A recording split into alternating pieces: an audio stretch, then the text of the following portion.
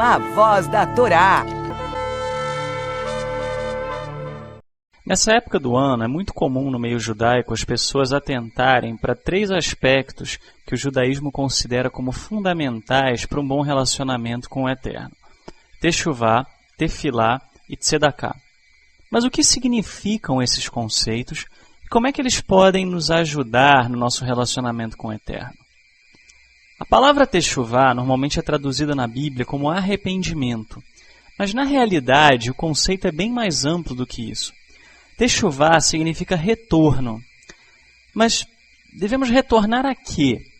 Na Bíblia, vemos que o retorno é para o caminho do Eterno. E o caminho do Eterno é servi-lo e andar em amor e retidão. É claro que nós podemos expandir esses conceitos em inúmeros outros, mas a ideia principal é essa. É muito comum vermos as pessoas pensando em Teshuvá no sentido de tratamento de pecado. Elas procuram pensar quais são as áreas das vidas delas que elas precisam tratar. É claro que há áreas que podem precisar de maior ou menor tratamento, mas, na verdade, todas as áreas da nossa vida precisam ser tratadas. A vida espiritual ela possui níveis, e a nossa responsabilidade aumenta à medida em que a nossa maturidade também aumenta. Mesmo que você cumpra uma mitzvah, um mandamento, de forma quase plena, sempre há como fazer Teshuvá. Ah, mas se eu não estou pecando, por que eu preciso fazer Teshuvá? Teshuvá não é só deixar o pecado, mas é voltar ao propósito inicial da criação, de servirmos plenamente ao Eterno. E sempre há como fazermos mais ou fazermos melhor do que nós estamos fazendo. E é por isso que nós precisamos fazer Teshuvá. Para dar alguns exemplos, alguém pode dizer: eu guardo o Shabat, então nessa área da minha vida eu não preciso fazer Teshuvá. Será mesmo? O Shabat ele é um dia totalmente consagrado ao Eterno. Se a gente examinar a nossa vida, será que não há nada mais que nós possamos fazer para consagrar esse dia ainda mais ao Eterno?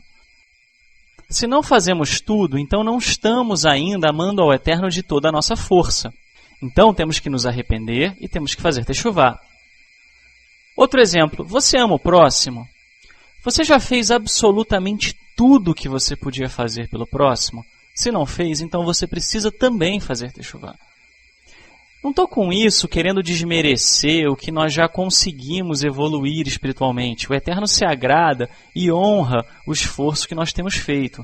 Agora, nós temos que ter a consciência de que sempre podemos melhorar, sempre podemos fazer mais. Ao pensar em Teshuvá, não pense apenas naquilo que você acha que está ruim, mas pense sim naquilo que você pode melhorar. O conceito da tefilá.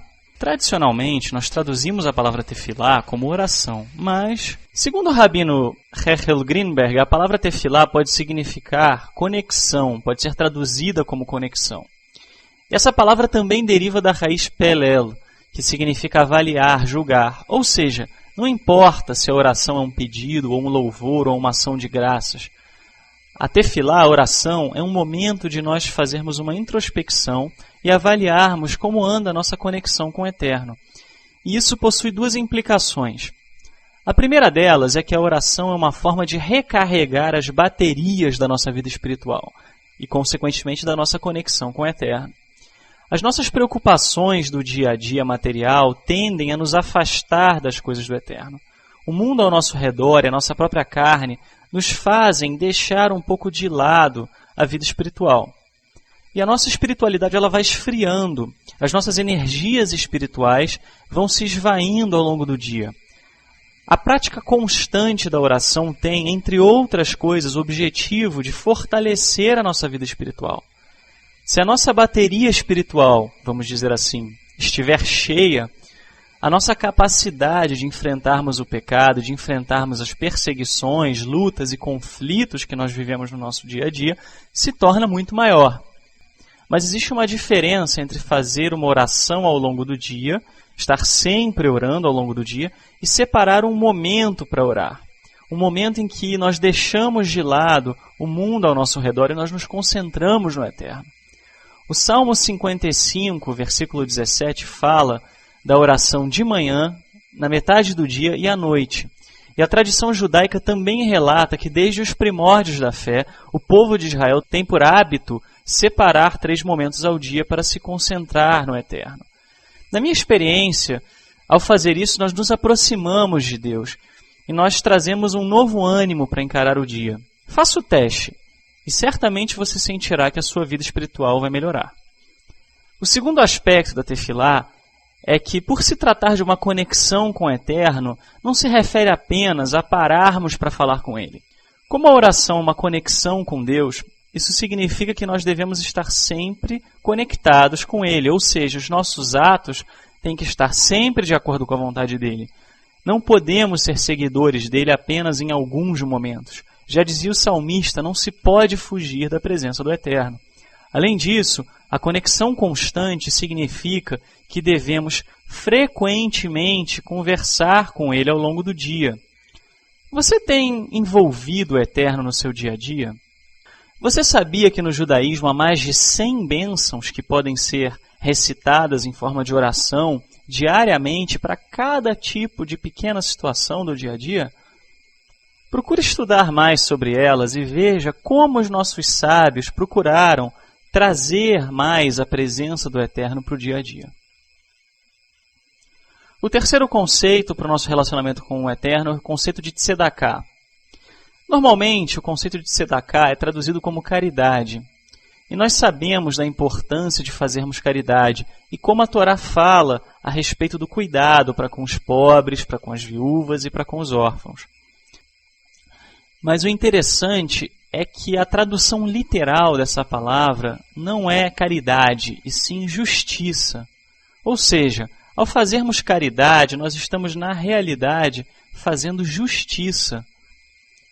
Mas então o que isso quer dizer? Nossos sábios dizem o seguinte: Deus é o dono do mundo.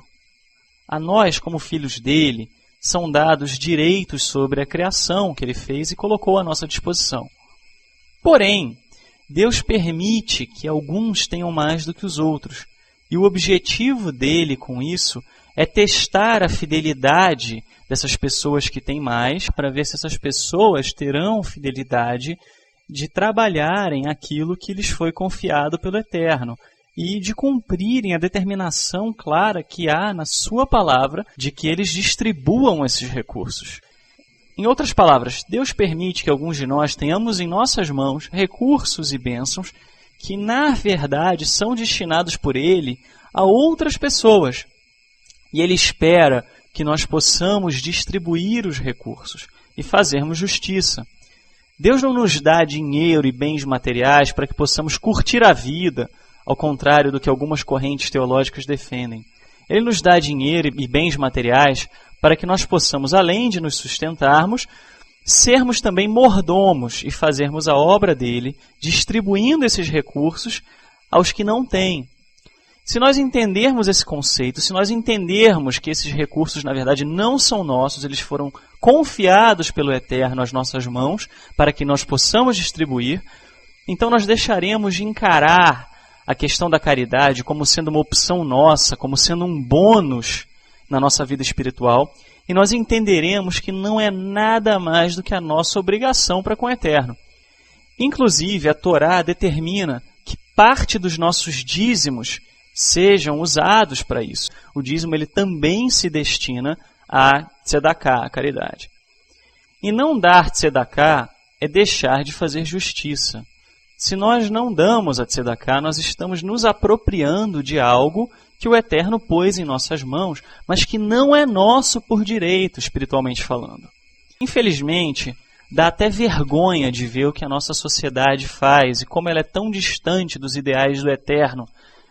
A nossa distância na sociedade atual é tão grande, mas isso não nos isenta de responsabilidade. Nós devemos procurar fazer o máximo que nós podemos. Se na sua casa há comida, procure compartilhá-la com um irmão necessitado. Se há um quarto sobrando, ofereça-o para hospedar um irmão que esteja em dificuldades. Abra o seu guarda-roupas e se pergunte: será que você precisa mesmo ter tanta variedade de roupas assim? Antes de gastar dinheiro, Pense se você realmente precisa de um celular da última moda, de um computador mais poderoso, ou de uma televisão que só falta voar, enquanto outros à sua volta mal têm as mínimas condições necessárias para terem uma vida digna. Nós precisamos parar de fingir que nós amamos ao próximo. Nós precisamos parar de levarmos uma vida tão egocêntrica, tão centrada em nós mesmos e naquilo que nós achamos que nós necessitamos, quando na verdade nós não necessitamos, e temos que começar a pensar nos outros. Nós temos que pensar menos em nós mesmos e entendermos que nós somos parte de um corpo e que é nossa responsabilidade cuidar desse corpo, que é o corpo do Mashiach. Já que nós estamos na época do Yom Kippur, aproveitando o tema do jejum, eu gostaria de deixar uma passagem de Yeshayahu Hanavi, do profeta Isaías, capítulo 58, versículos 5 a 8, e eu vou encerrar lendo essa passagem para vocês para que nós possamos juntos pensarmos nas implicações dela. Seria esse o jejum que eu escolhi? O dia em que o homem aflige a sua alma? Consiste, porventura, em inclinar o homem a cabeça como junco, em estender debaixo de si saco e cinza? Chamarias tu a isso jejum e dia aceitável ao Eterno? Acaso não é este o jejum que escolhi? Que soltes as ligaduras da impiedade, que desfaças as ataduras do jugo? E que deixes ir livres os oprimidos e despedaces todo jugo? Porventura não é também que repartas o teu pão com o faminto e recolhas em casa os pobres desamparados, e vendo o nu, o cubras, e não te escondas da tua carne? Então romperá a tua luz como a alva, e a tua cura apressadamente brotará, e a tua justiça irá diante de ti, e a glória do Eterno será a tua retaguarda. Que nós possamos pensar nesse trecho que o profeta nos relata, e que nós possamos verdadeiramente mudarmos a nossa vida. Shalom.